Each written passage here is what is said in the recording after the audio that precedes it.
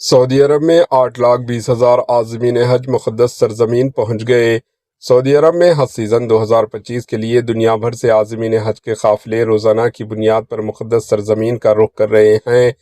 سعودی محکمہ پاسپورٹ کے اعلان کے مطابق جمعرات یعنی 22 مئی 2025 تک بیرونی ملک دوسری کنٹریز سے آنے والے عازمین حج کی تعداد 8,20,665 تک پہنچ گئی۔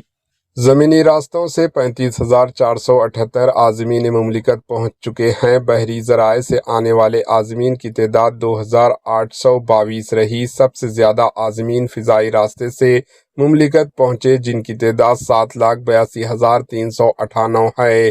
محکمہ پاسپورٹ نے فضائی، بحری اور بحری پورٹس پر عازمین کے داخلے کے طریقہ کار کو آسان بنانے کے لیے تمام صلاحیتیں کو اعادہ کیا۔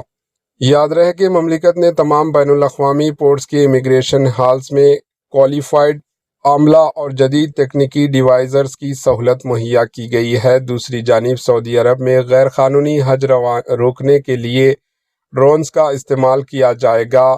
مکہ مکرمہ کے لمٹس میں نگرانی کی جائے گی۔ سعودی خبر رساں ادارے کی رپورٹ کے مطابق ڈرونز کی مدد سے روزانہ کی بنیاد پر سینکڑوں افراد کی گرفتاری عمل میں لائی گئی ہے۔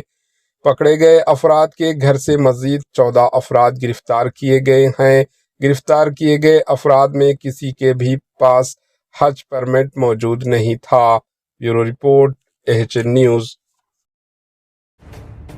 AHN نیوز کے یوٹیوب چینل کو سبسکرائب کریں اور بیل آئیکن کو دبانا نہ بھولیں تاکہ آپ کو ہر نئی آنے والی ویڈیو کا نوٹیفیکیشن بر وقت مل سکے۔